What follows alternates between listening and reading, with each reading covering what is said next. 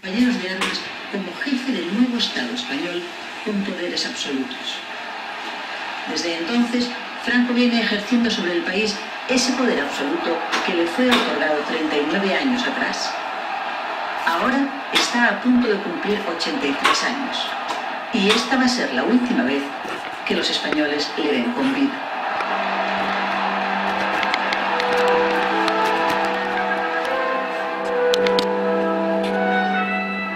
La concentración de este año se produce además en circunstancias políticas especialmente difíciles. Hace tan solo 3 días que han sido fusilados en España 5 hombres, miembros de las organizaciones terroristas ETA y FRAP. Juzgados en consejos de guerra, fueron condenados a muerte por los asesinatos de 3 miembros de las fuerzas de orden público. En realidad, las sentencias de muerte dictadas por los tribunales militares habían sido 11, pero el gobierno decidió indultar a 6 de los condenados. Con ello, el régimen esperaba que la reacción internacional por los 5 fusilamientos no fuera demasiado virulenta. Esfuerzo vano.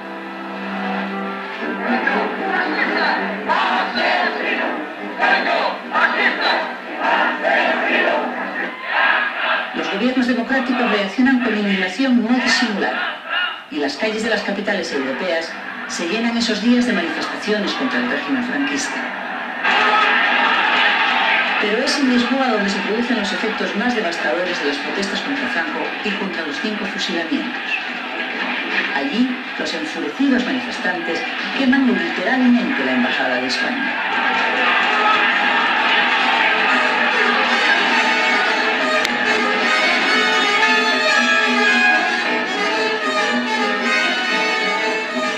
En pocas horas, la legación diplomática española ha quedado completamente destruida.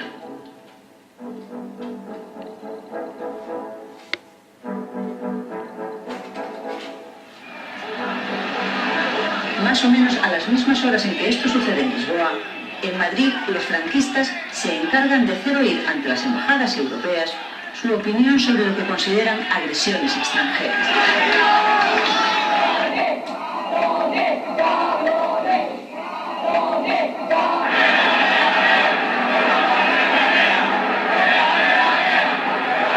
Este es el crispado clima político que hace que ese día 1 de octubre los franquistas acudan a la Plaza de Oriente no solo a testimoniar personalmente a Franco su apoyo entusiasta, sino también a hacer una demostración de fervor patriótico frente a la hostilidad extranjera.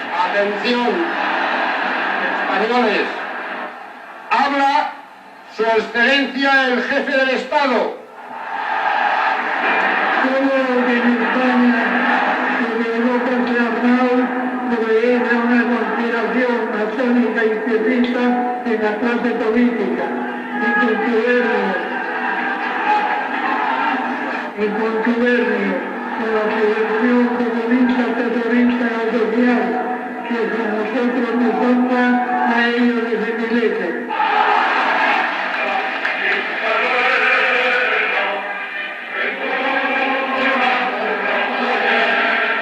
En ese momento, finales de 1975 y casi 40 años después de su fundación, el régimen franquista vive ya íntimamente ligado al ritmo de la vida del propio Franco.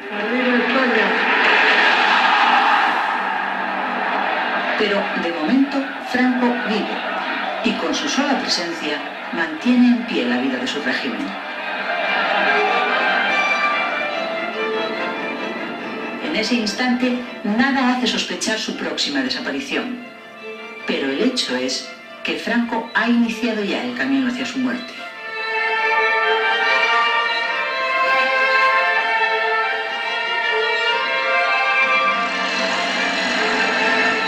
En el verano de 1974, cuando una tromboflebitis le obligó a ingresar en el hospital, Franco lo había dejado ya perfectamente claro a su mujer y a su hija.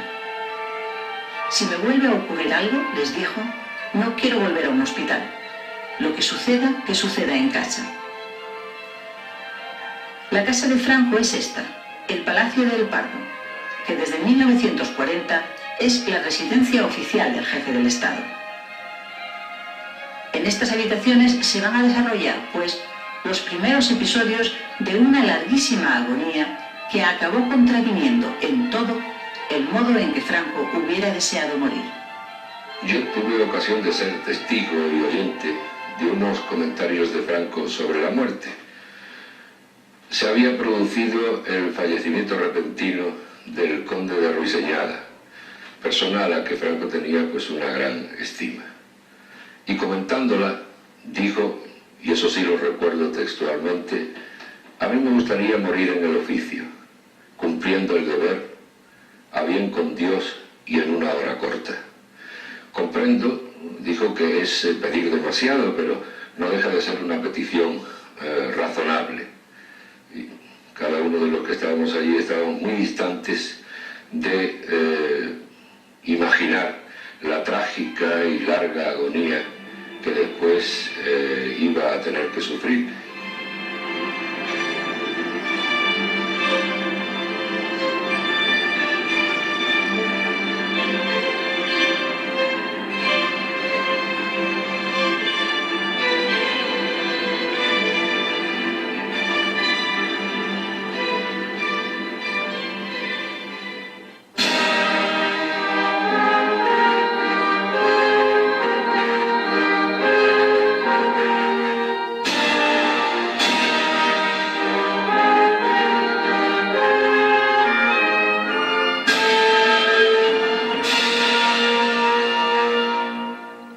De octubre de 1975, Franco celebra su santo. Estas imágenes, obtenidas por el equipo de investigación de Antena 3, se hacen públicas hoy por vez primera. El 1 de octubre, fecha de la concentración en la Plaza de Oriente, fue la última vez que los españoles vieron a Franco vivo. A partir de entonces, no se volvió a emitir en España ninguna imagen del jefe del Estado. Su aparición aquel día en el balcón del Palacio Real había hecho muy evidente el deteriorado estado físico de Franco, un anciano que padece Parkinson desde hace años. Aunque conserva la cabeza clara, la enfermedad ha afectado visiblemente a sus reacciones físicas y al control de sus emociones. Últimamente llora con facilidad. Además, en los últimos días duerme mal y está intranquilo. Los repetidos intentos infructuosos del Papa Pablo VI de hablar por teléfono con Franco para pedirle clemencia para los condenados a muerte y la posterior condena pública por parte del pontífice de los 5 fusilamientos le han alterado especialmente. Franco se ha sentido golpeado por la actitud del Papa. No solo se sentía golpeado, yo creo que se sentía traicionado. Cuando el Papa, en una ventana del Ángelus, aquel trágico domingo, después de los fusilamientos, dijo: la vida es sagrada y nadie la puede quitar. Condenó tajantemente la actitud del la actitud del régimen y el comportamiento con los fusilamientos. Los mismos obispos que estaban en Roma, y entre ellos el cardenal Tarancón, que estaban entonces en una reunión allí, una quincena de obispos, se quedaron aterrorizados. Algunos creyeron que no podían volver a España. El cardenal Tarancón no volvió directamente a Madrid, se fue a Burriana, a su pueblo, disimuladamente, pasó por Barcelona, tuvimos una reunión en Barcelona, porque las cosas se pusieron muy mal, porque él creyó que ya Franco tomaría una actitud absolutamente de revancha contra la Iglesia. No fue así, no pasó nada. Es decir, Franco se lo guardó.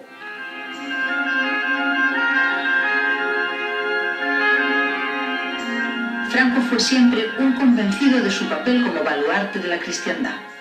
Por eso, y a pesar de los graves conflictos vividos en los últimos años, nunca quiso enfrentarse con la Iglesia.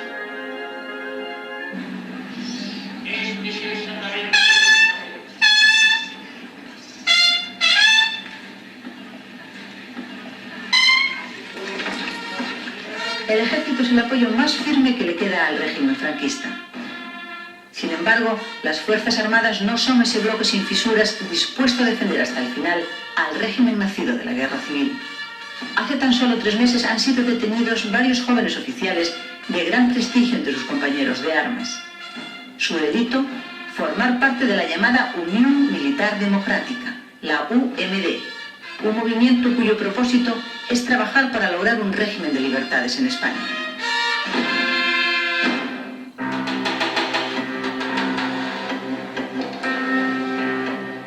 Pero la preocupación más grande del ejército, y del gobierno también, está sin embargo en el Sáhara español, donde las tropas españolas están siendo hostigadas desde Argelia y sobre todo desde Marruecos, en una escalada de ataques, atentados, sabotajes y secuestros.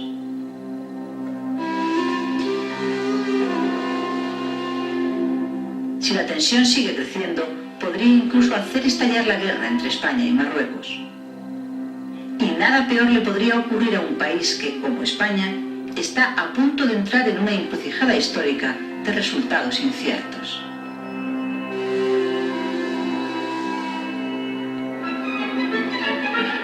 Franco va a estar pendiente del problema del Sáhara mientras le quede salud.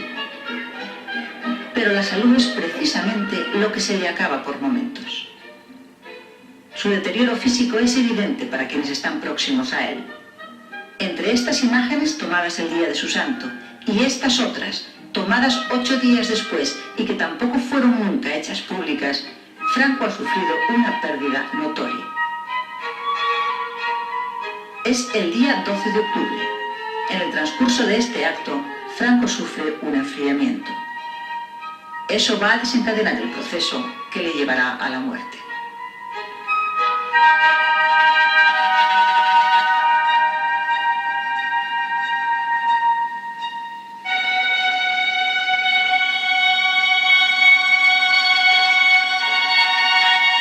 En la madrugada del día 15 de octubre, miércoles, Franco empieza a encontrarse mal.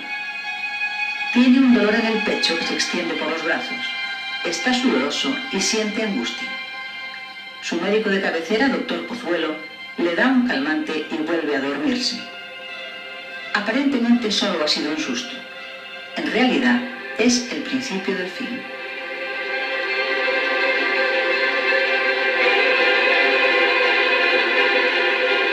Para el relato que sigue a continuación, el equipo de investigación de Antena 3 ha logrado el testimonio directo, por primera vez en 19 años, del equipo de médicos que atendió a Franco desde los primeros días de su enfermedad.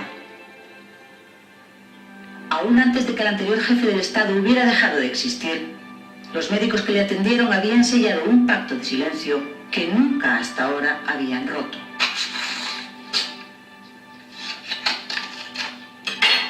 Los documentos que aquí se muestran ven la luz después de haber permanecido durante todo este tiempo celosamente guardados.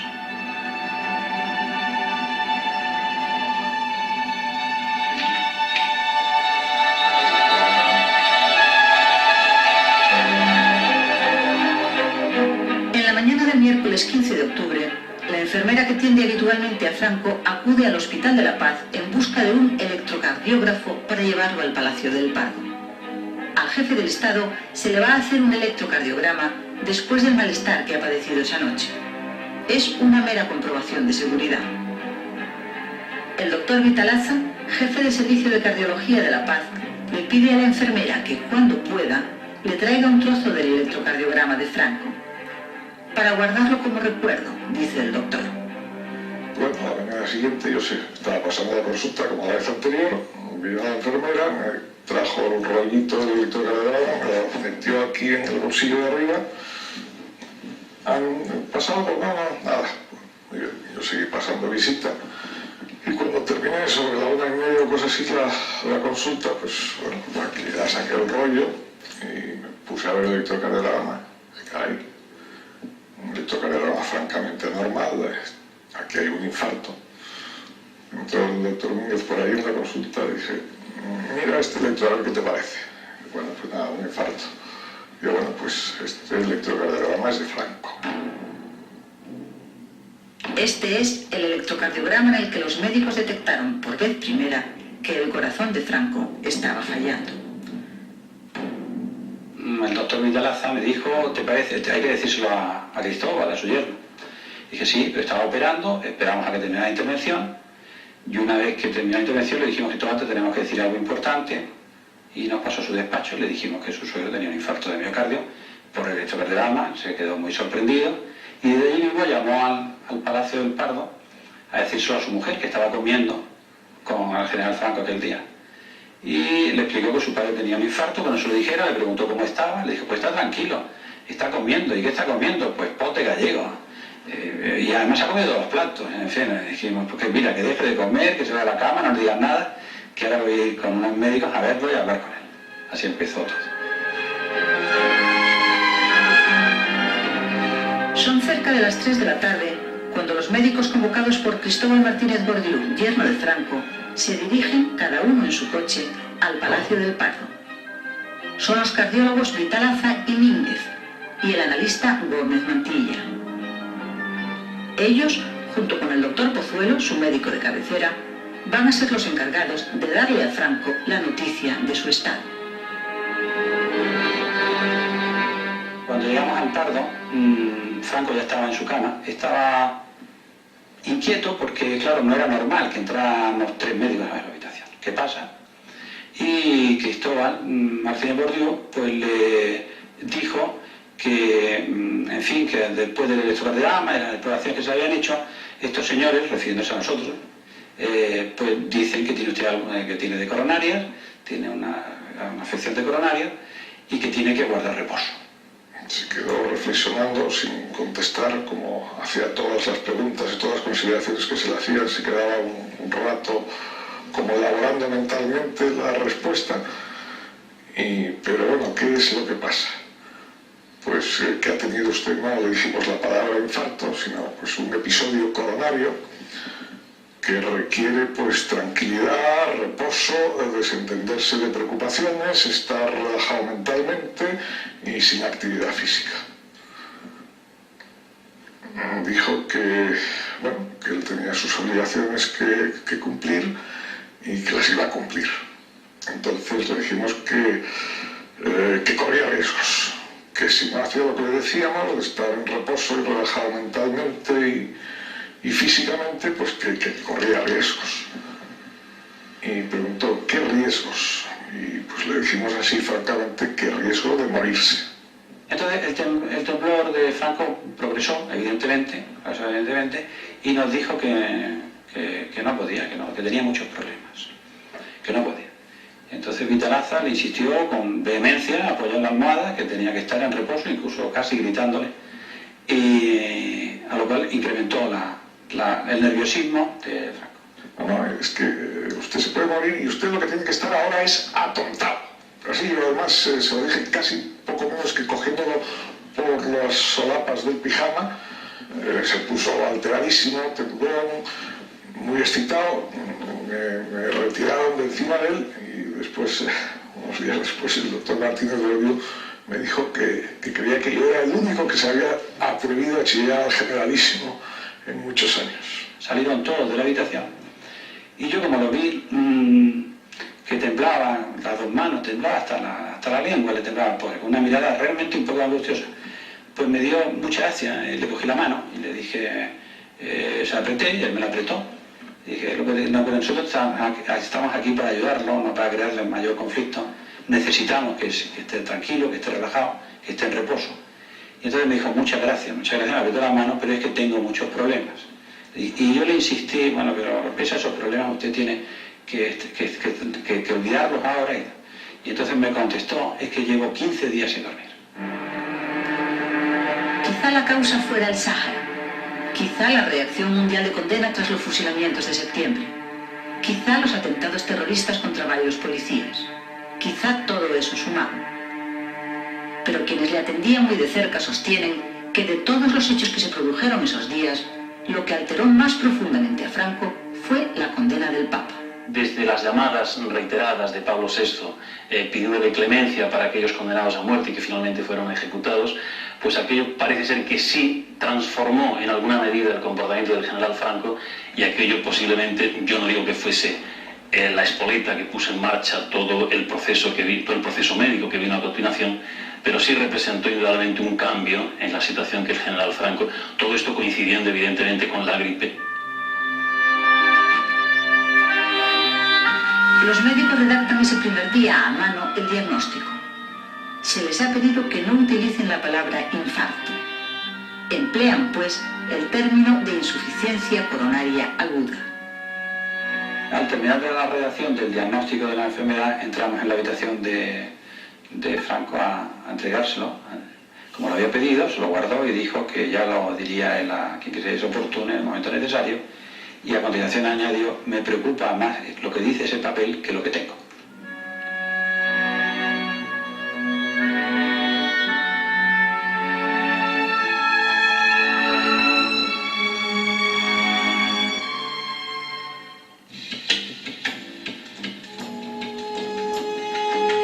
Ese mismo jueves 16 de octubre, Hassan II anuncia la Marcha Verde sobre el Sáhara español. El rey de Marruecos ha cumplido finalmente su amenaza tantas veces repetida. Los preparativos para la realización de esta marcha se han iniciado hace meses y en el más absoluto secreto. Van a ser 350.000 marroquíes civiles y desarmados los que invadan a pie el territorio saharaui defendido por el ejército español. Es una presión definitiva sobre el gobierno de Madrid.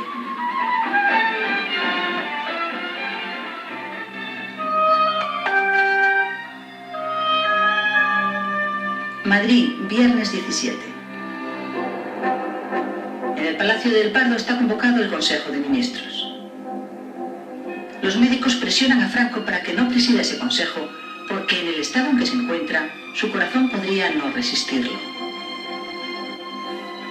Se le dijo que se podía morir, vamos, y entonces dijo, con una frialdad realmente un poco pasmosa: bueno, el que yo me muera, ¿qué importancia tiene? Es que lo dijo, el que yo me muera, ¿qué importancia tiene? Yo tengo que seguir cumpliendo los compromisos que tengo.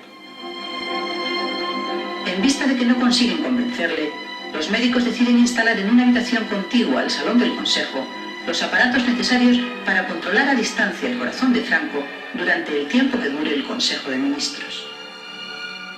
Comienza el Consejo. Son las 11 de la mañana.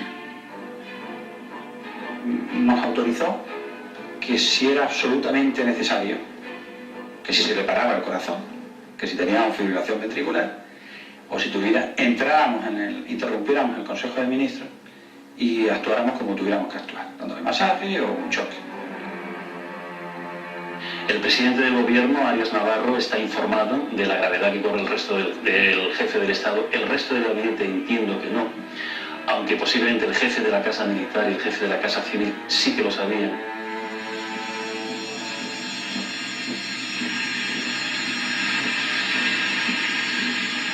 Para quienes están al otro lado del salón del Consejo, son unos minutos muy tensos.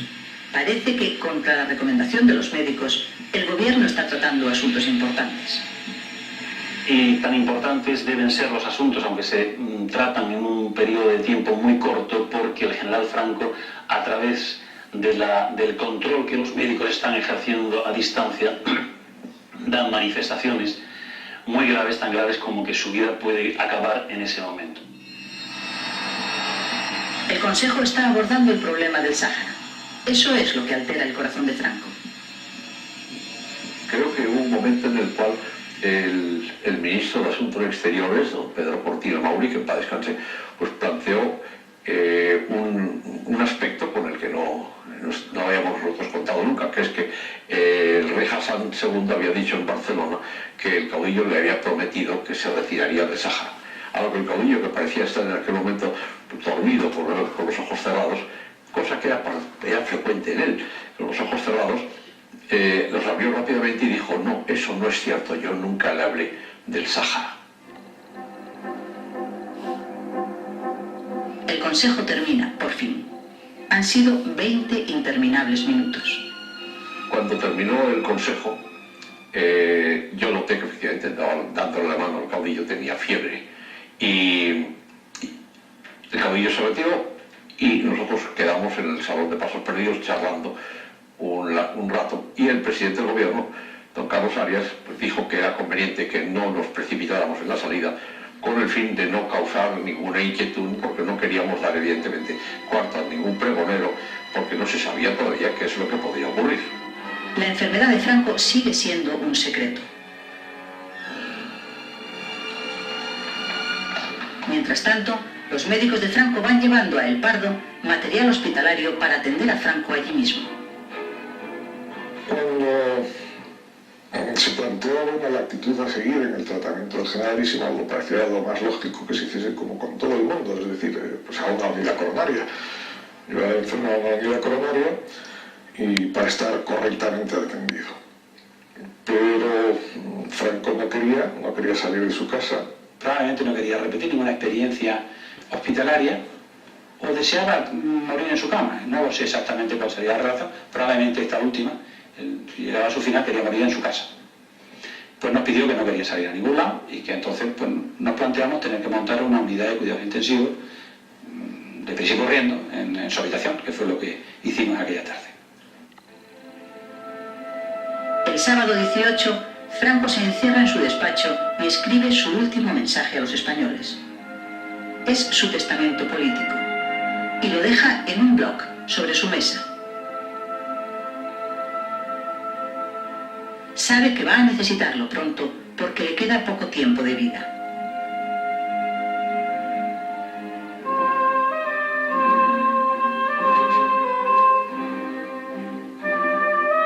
En el Palacio de la Zarzuela, cercano al del Pardo, don Juan Carlos de Borbón asiste a todo esto en silencio y preocupado. Es consciente de que se acerca el momento en que la marcha del país pase a sus manos.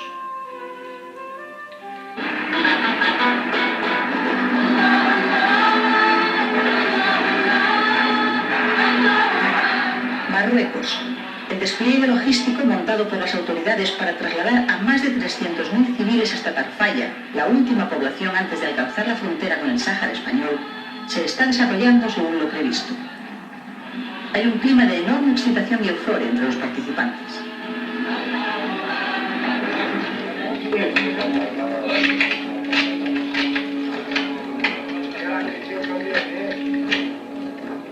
Las tropas españolas destinadas en el Sáhara esperan mientras tanto instrucciones del gobierno de Madrid.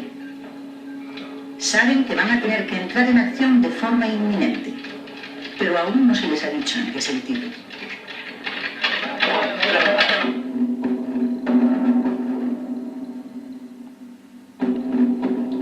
Lunes 20. Esa noche, Franco sufre una angina de pecho de consecuencias gravísimas.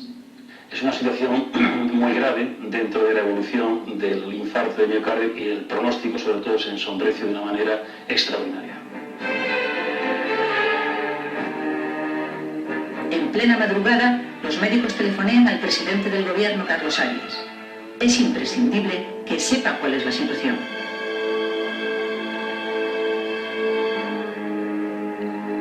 Carlos Arias acude esa mañana a El Pardo. Exigimos los médicos que por lo menos el presidente del gobierno y el entonces príncipe supiesen cuál era la situación de Franco. Y recuerdo la cara de consternación del presidente Arias cuando vino un día a petición nuestra y al Pardo y le dijimos cuál era la situación. Pero el país sigue sin conocer la situación y Franco sigue sin obedecer a sus médicos. Ese mismo día, por la tarde, se levanta y se va al despacho. Va a recibir al presidente del gobierno. Arias acude convencido de que Franco le va a plantear su renuncia como jefe del Estado. Pero no.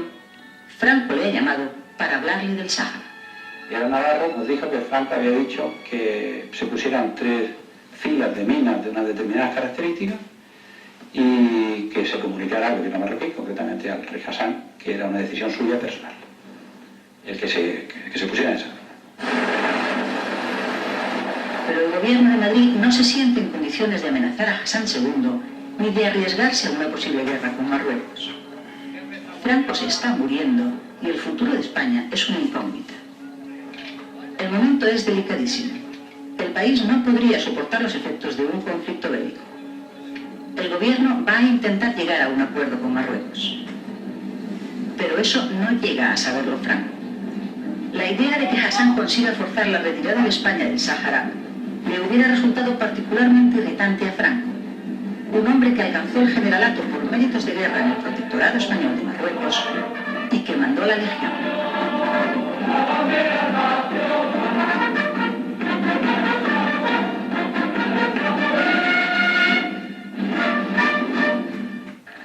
El recuerdo de la Legión acompaña a Franco incluso durante su enfermedad. Franco, pasada la primera fase del infarto, se levantaba y le habíamos aconsejado que, porque es uno de los tratamientos del infarto, de que se movilizara, de que hiciera ejercicio físico. Y entonces, en fin, a él le satisfacía hacer el ejercicio físico, hacer marchas militares con la música de himnos de la Legión.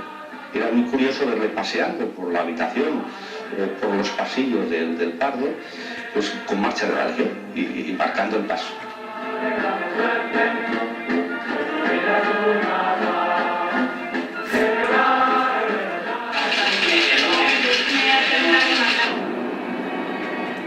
Martes 21. Hace casi una semana que a Franco le ha dado un infarto y la Casa Civil publica una nota diciendo que a causa de una gripe ha tenido una insuficiencia coronaria de la que se recupera con facilidad. No es cierto.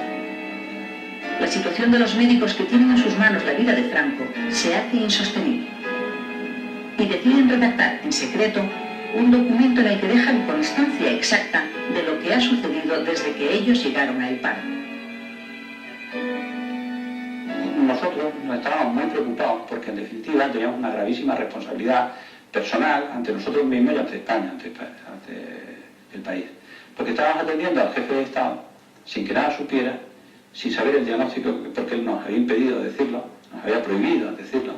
Frente a esto, un médico no puede más que plegarse a la voluntad del enfermo, pero aún así nosotros, conscientes de la situación grave que estaba sucediendo en aquellos momentos, quisimos dejar constancia por escrito de, primero, la gravedad de la gravedad que estaba teniendo en ese momento el jefe del Estado, de la posible mala evolución que podría tener, y reunidos todos dejamos un escrito en el cual hacíamos constar esas dos cosas, más la negativa del jefe del Estado a comunicar esto, que ella lo comunicaría cuando fuese oportuno, y este escrito se le hizo entrega debidamente firmado al entonces jefe de la Casa Civil, del jefe del Estado, que era Fuertes de Villavicencia.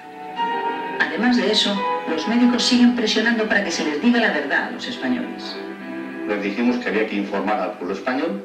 Franco era una persona muy importante y el pueblo español tenía el derecho de saber exactamente cómo estaba el jefe del Estado. Entonces, bueno, pues todo el mundo estaba de acuerdo en que eso debía ser así, y lo que sí exigimos los médicos es que la información sería enteramente veraz, que nunca se ocultaría absolutamente nada de la evolución de la enfermedad. Y lo único que nos pidió la familia posteriormente es que la palabra infarto no saliera. Desde el Ministerio de la Gobernación se da la orden a los gobernadores civiles de que se pongan en estado de alerta. Se ha puesto en marcha la Operación Lucero, un dispositivo de seguridad previsto para el momento de la muerte de Franco y que cubre todos los sectores de la vida nacional. Este es el documento que les es entregado a los más altos responsables del país con instrucciones muy precisas.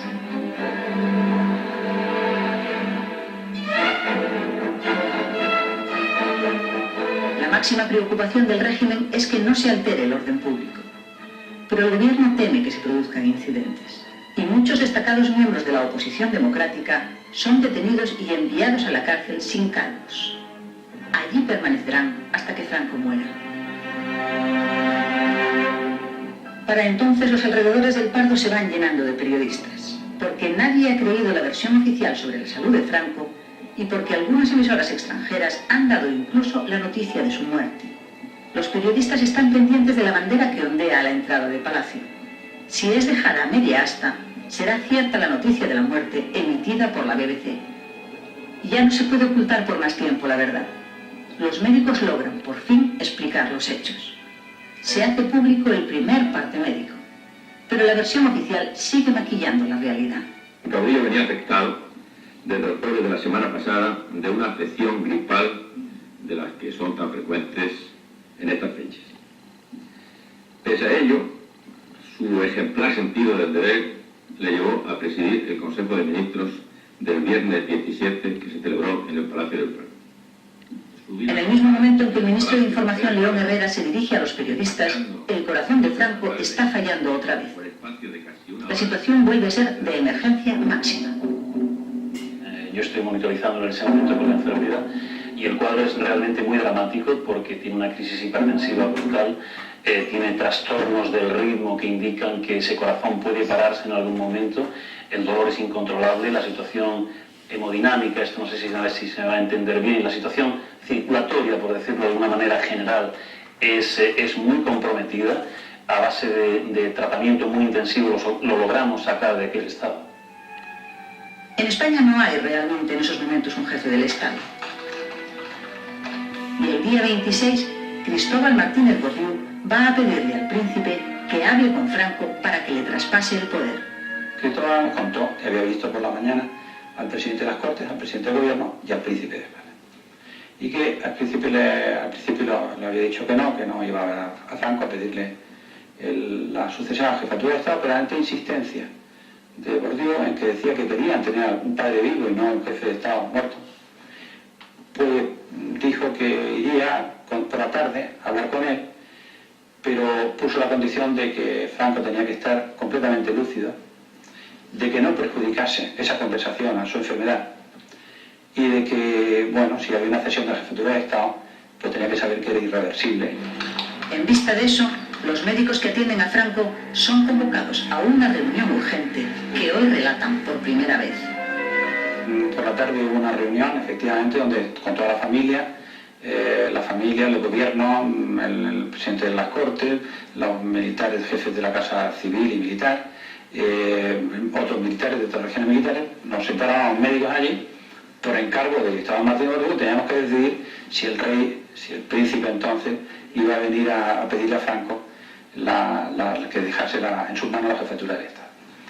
Y pues la respuesta pues quizá la tuvimos más fácil de lo que en principio podría parecer el envite, porque tuvimos que decir que Franco aquella mañana había recibido una dosis de morfina para tratar el edema pulmonar, que estaba más adormilado y que por tanto no estaba quizá en las condiciones idóneas para recibir la información importante que él requería. Era la respuesta negativa a una de las tres condiciones que había puesto el príncipe, así como la segunda, que tampoco podíamos asegurarle que no iba a empeorar su situación, que era una situación realmente grave. Y la reunión fue corta, fue y fue positiva. El príncipe no fue a pedirle a Franco nada.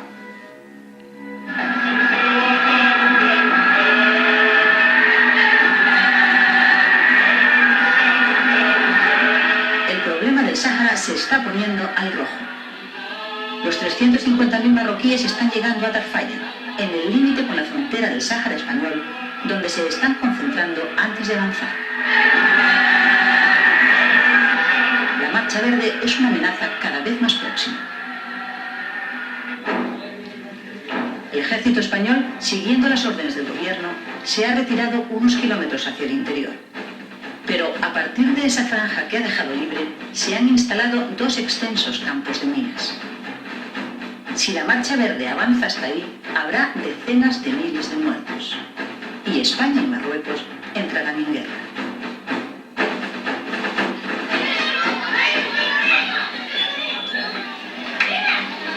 Por orden del gobierno, comienza la evacuación urgente de la población civil que vive en El Aaiún.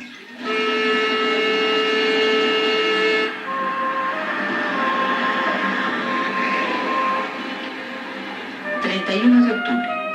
El rey preside en el Palacio de la Zarzuela el Consejo de Ministros. La noche anterior ha tenido que aceptar finalmente la jefatura del Estado en funciones. La situación del país, con Franco a las puertas de la muerte y el Sáhara a punto de estallar, no permitía por más tiempo una jefatura del Estado vacante.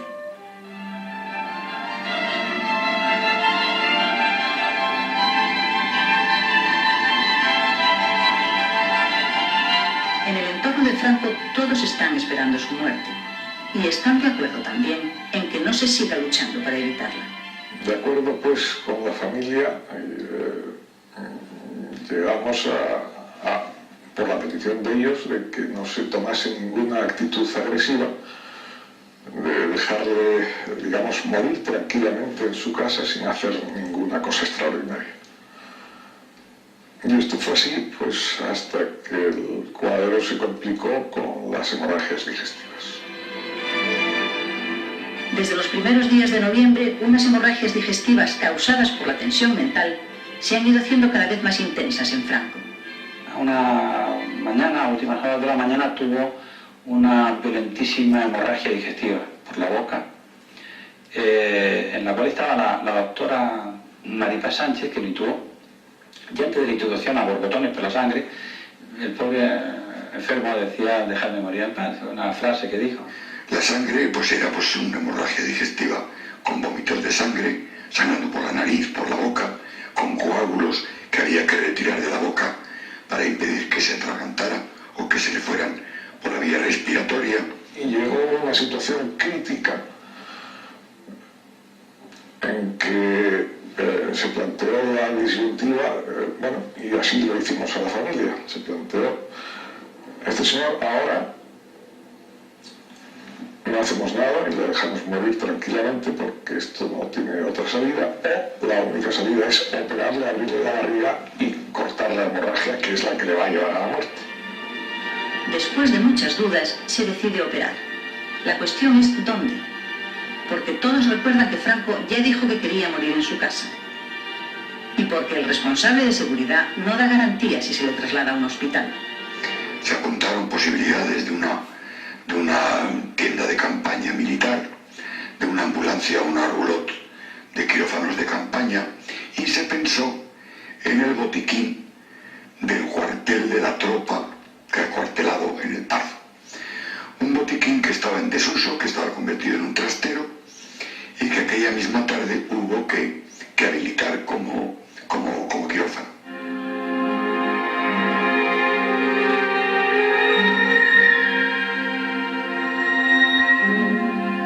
El trastero era mínimo, tenía entonces una mesa de operaciones, pues yo creo que de la guerra del 14, antidiluviana. Tenía unas estanterías cerradas, porque en su momento pudo aquello estar útil alguna vez, pero hacía muchos años que no se utilizó. Franco se está desangrando. La necesidad de operar es urgentísima. Entre la puerta del palacio y el botiquín hay casi 1 kilómetro de distancia. Hay que llevar a Franco en ambulancia. La bajada del hospital, la cama suya de su cuarto, al no poder transportar en una camilla, porque la escalera no permitía el giro, lo transportamos en una alfombra. No estamos en una alfombra.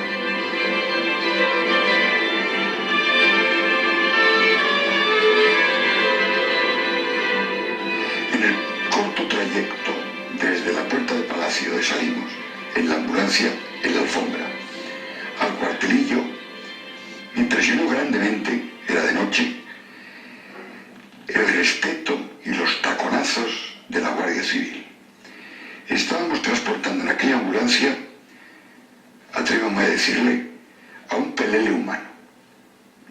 Un señor envuelto en una alfombra, sangrando y transportándola. Pero esa persona era el jefe del Estado.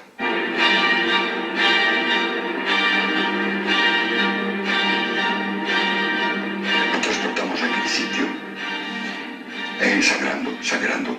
Entonces allí, desnudo, encima de aquella mesa, lleno de voces y de gritos de la gente que estaba alrededor, hicimos un poco de silencio. Entonces el generalísimo Franco estaba ahí, desnudo, repito. Yo fui a buscar algo para taparlo, encontré una toalla amarilla, encontré por allí, sucia, abandonada, en un rincón. Entonces con eso le cubrí y nos quedamos solos, el doctor Vitadaza, el padre Boulard y yo.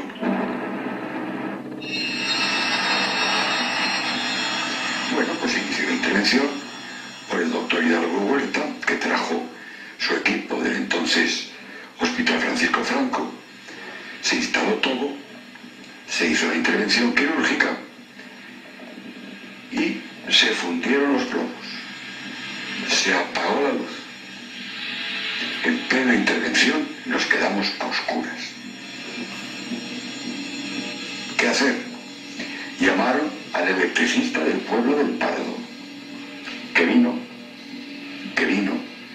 pues un hombre pues que estaba en la cama y que lo despertaron para que viniera, y aquello estaba Franco, con la tripa abierta, con la luz apagada, en un quirófano improvisado.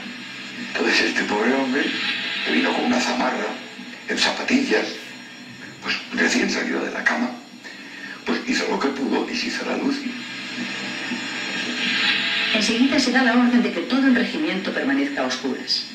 Toda la potencia eléctrica disponible tiene que estar al servicio de la enfermería. Y se continuó la intervención. Y me convertí en lámpara.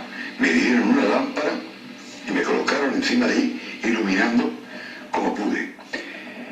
Me daban unos chispazos horrorosos porque el suelo estaba húmedo y yo tenía una lámpara en la mano. El doctor Hidalgo Huerta, cirujano, logra suturar las múltiples úlceras sangrantes que descubren el estómago de Franco. Por fin, la dramática operación termina.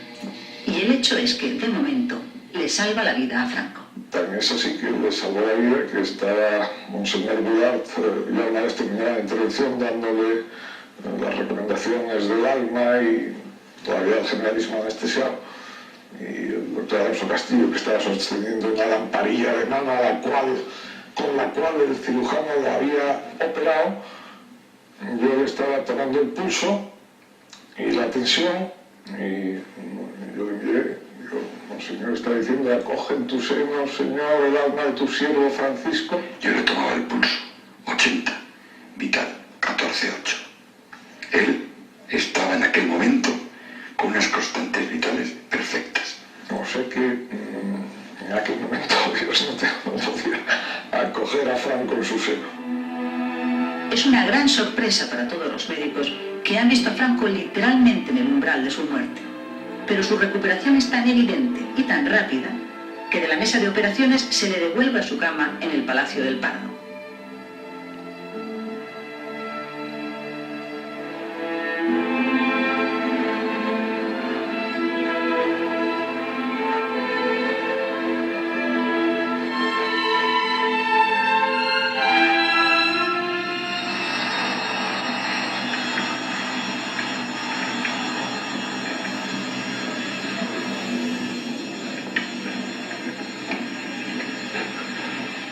Franco tardará aún 2 semanas en morir. Los médicos no quieren ni pensar en repetir las sórdidas condiciones en las que se produjo la primera intervención. El día 5 de noviembre es ingresado en el Hospital de la Paz. Allí va a sufrir 2 nuevas operaciones, a vida o muerte, pero Franco las resiste. Este señor salía de todo, es decir, complicaciones gravísimas, tenía una regulación de su organismo. En las situaciones más críticas y más graves, shock intenso y profundo, se quedaba pues frío, sin circulación en todo el organismo, sin pulsos por ningún lado, salvo en las carótidas. Aquello seguía latiendo rítmicamente y tensamente, toda la sangre o la poca sangre que quedaba en aquel organismo iba a irrigar el cerebro, que era el órgano fundamental y es, vamos, en todos nosotros, del funcionamiento del organismo humano. Pero nadie duda de que el proceso es irreversible. Franco está intubado. Sus funciones físicas necesitan asistencia. Es un cuerpo derrotado ya. Y lo que todos se preguntan ahora no es si va a ser capaz de recuperarse, sino cuánto tiempo más va a tardar en morir.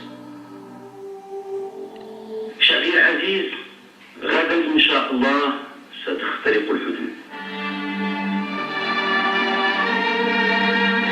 El rey de Marruecos ha aprovechado con gran habilidad la delicada situación política española condicionada por la agonía de Franco y mantiene su pulso durante todo este tiempo, consciente de que va a acabar saliendo ganador.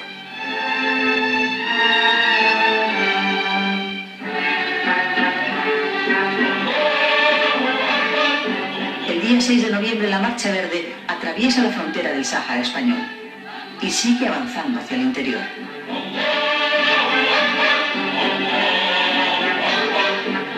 Si las multitudes continúan adelante, van a alcanzar los campos de minas y decenas de civiles, mujeres, hombres y niños van a morir.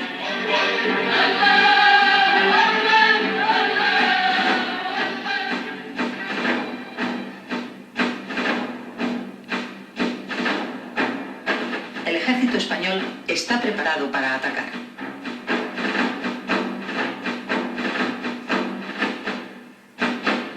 Pero las conversaciones diplomáticas entre España y Marruecos alcanzan en el último momento un compromiso. El gobierno español acepta abrir inmediatamente conversaciones sobre el futuro del Sáhara. A cambio, Hassan II dará a la Marcha Verde la orden de regresar.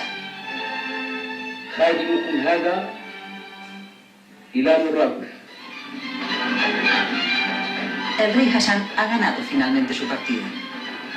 España ha cedido en sus intereses legítimos y en sus compromisos con la población saharaui, pero a cambio ha evitado una guerra.